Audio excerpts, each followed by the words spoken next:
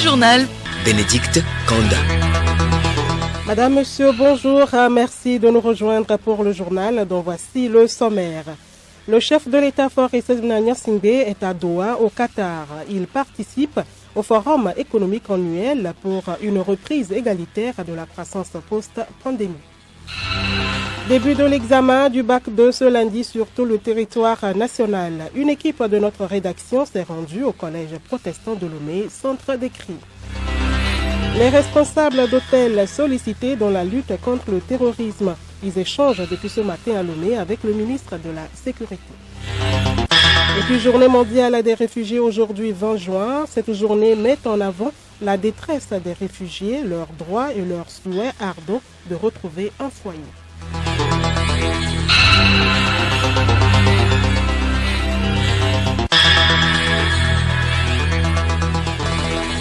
Radiolomé.tg. Merci de votre fidélité d'écoute. À l'invitation de son Altesse tchèque Tamim bin Ahmad Al Thani, émir du Qatar, le président de la République Faure Gnassingbé prend part à Doha au deuxième forum économique annuel du Qatar qui se tient du 20 au 22 juin. Geneviève Kourou.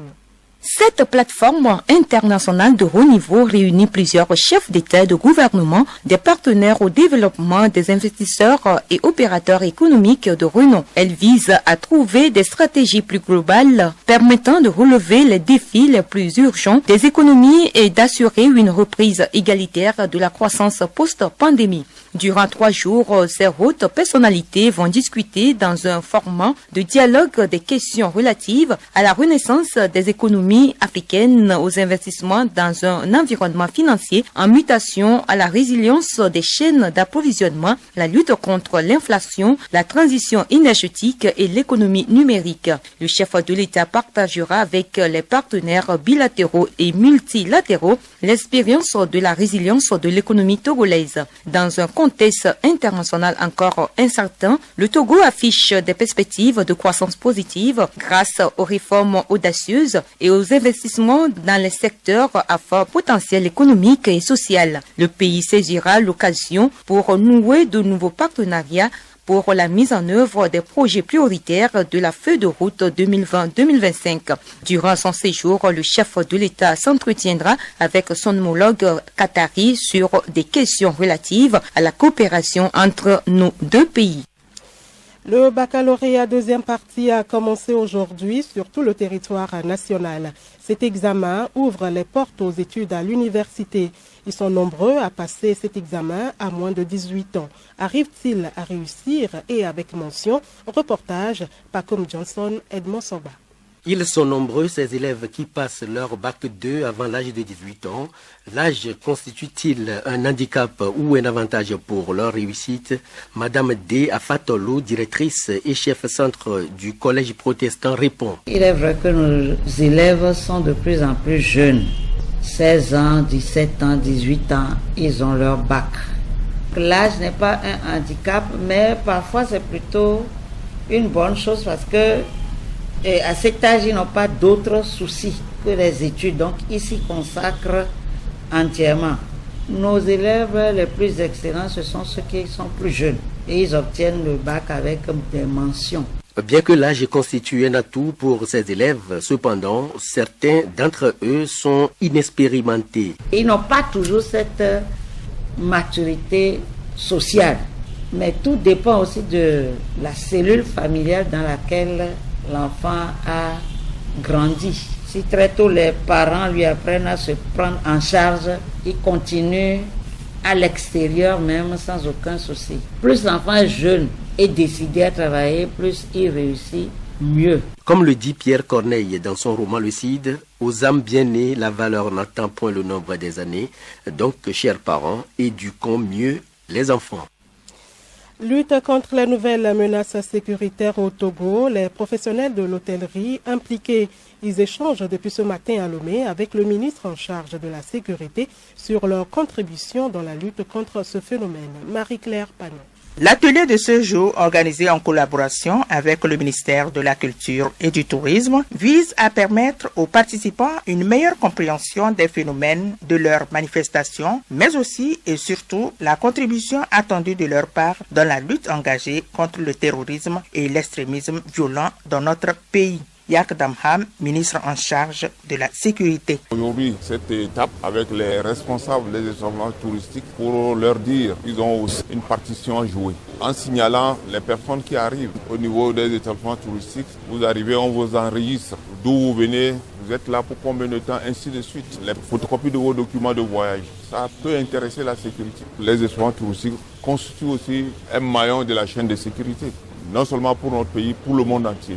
Partout où vous allez, si vous allez dans un hôtel, on ne peut pas vous attribuer une chambre sans se référer à votre identité. Voilà la raison pour laquelle le gouvernement a tenu à avoir des échanges avec les responsables des établissements touristiques et demander leur contribution dans cette lutte que nous menons contre le terrorisme. Eu égard aux récentes attaques de Sanloaga en novembre 2021, celles de Nyuaga et de Glungusi en juin 2022, ainsi que celle de mai dernier qui a malheureusement occasionné des pertes en vies humaines, le ministre en charge de la sécurité Yak Damham appelle à redoubler plus de vigilance et travailler ensemble, main dans la main, pour préserver les acquis de paix. C'est dans cette logique que s'inscrit cet atelier.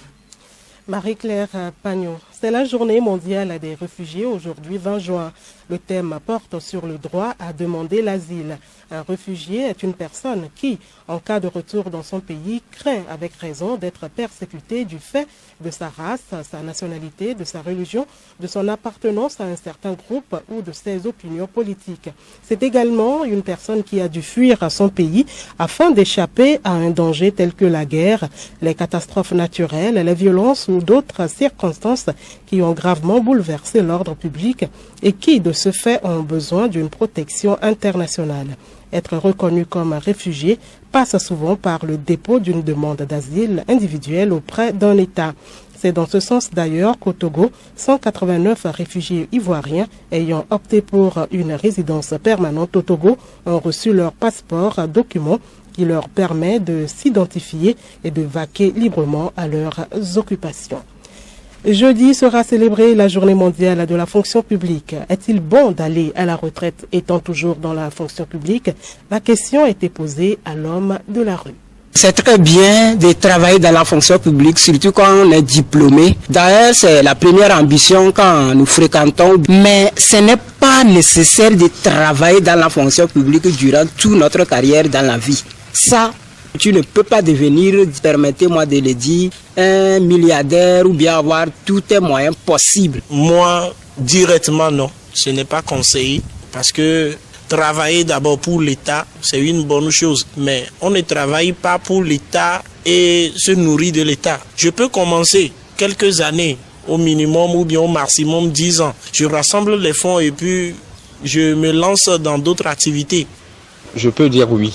Dans la mesure où si tu travailles dans la fonction publique jusqu'à la retraite, tu pourras bénéficier de ce qu'on appelle les pensions de retraite que tu percevras jusqu'à ton décès. Il y a également la possibilité d'être en même temps dans la fonction publique et d'avoir des activités en parallèle à condition que ces activités n'influent pas sur ton travail dans la fonction publique.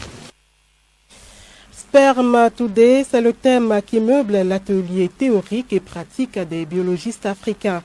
La rencontre permettra d'améliorer les compétences en matière d'analyse du sperme avec la nouvelle technologie de micro-optique. L'atelier est organisé par la clinique Biassa en partenariat avec la société micro-optique. Pendant 2 jours, plusieurs panels seront animés par d'éminents experts sur des thématiques liées aux difficultés d'interprétation du spermogramme pour des résultats fiables. Les partages d'expériences renforceront les compétences afin de pouvoir résoudre les problèmes d'infertilité des couples afin de leur donner la joie de vivre la paternité des naissances. Les détails dans nos prochains journaux. Écoutez Radio Lomé sur le web sur le www.radiolomé.tg. La suite de ce journal avec ce communiqué du ministre d'État, ministre de l'administration territoriale, de la décentralisation et du développement des territoires. La célébration de la journée des martyrs le 21 juin se déroulera cette année comme suit. Lomé, 7h30. Début dépôt de gerbes à la place des martyrs par son Excellence Monsieur le Président de la République ou son représentant. Sont invités à cette cérémonie les personnalités suivantes. Les présidents des institutions de la République, les membres du gouvernement, les membres du bureau de l'Assemblée nationale, le général de brigade, chef d'état-major, général des forces armées togolaises, les chefs d'état-major des armées. Notez bien, la mise en place doit être terminée à 7h15. Dans les chefs-lieux de région, 7h30, dépôt de gerbes uniquement dans les préfectures, chefs-lieux de région par les préfets. Notez bien, toutes ces célébrations doivent se faire dans le strict respect des mesures barrières contre le coronavirus. Justement, le dépôt de fleurs ou de plantes sur la pierre tombale fait partie du processus de deuil. C'est aussi souvent l'unique lieu de mémoire et un moyen de montrer que l'on pense toujours à l'illustre disparu. Lorsqu'on dépose un bouquet, on prend aussi le temps d'entretenir la tombe ou la stèle. C'est avant tout un acte pour montrer son attachement et ses sentiments car les fleurs ont leur langage. L'explication sur le langage des fleurs à suivre demain. Le journal Bénédicte Kanda. Dans l'actualité internationale, la dépouille de Patrice Lumumba, le premier ministre congolais assassiné en 1961, a été restituée à sa famille et à son pays ce lundi, plus de 61 ans après sa mort. Il s'agit d'une dent conservée toutes ces années par l'un des policiers belges qui avait été chargé de faire disparaître toute trace du héros national. Les dirigeants de la communauté d'Afrique de l'Est se réunissent ce lundi à Nairobi, au Kenya, pour évoquer la situation sécuritaire dans l'Est de la RDC. Les tensions sont fortes entre la RDC et le Rwanda, avec la résurgence du M23. Kinshasa accuse le Rwanda de soutenir le groupe rebelle, ce que Kigali dément. En RDC, ces tensions entraînent aussi parfois des discours d'incitation à la haine contre les communautés rwandophones.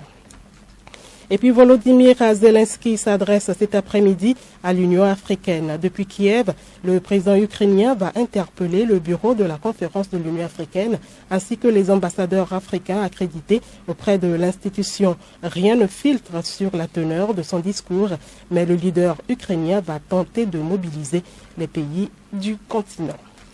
Et puis l'information insolite pour terminer, au Pérou, un pigeon introduisant clandestinement du cannabis dans une prison a été arrêté par les autorités policières.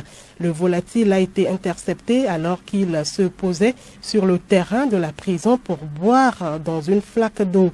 En s'approchant de l'animal, les agents ont remarqué qu'il avait un petit paquet attaché à son cou avec un ruban adhésif. L'oiseau transportait au moins 30 grammes de marijuana selon la police.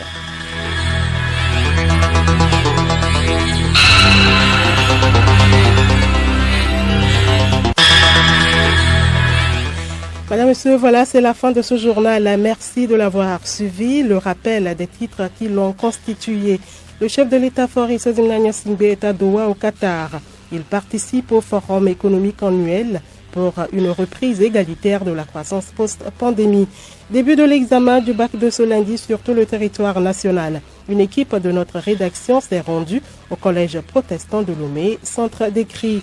Les responsables d'hôtels sollicités dans la lutte contre le terrorisme. Ils échangent depuis ce matin à Lomé avec le ministre de la Sécurité.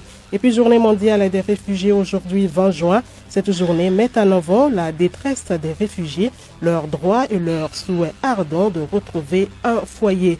Excellent après-midi sur nos antennes.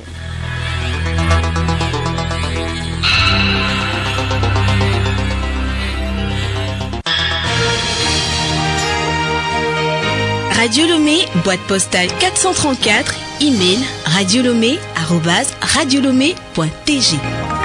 Radiolomé.tg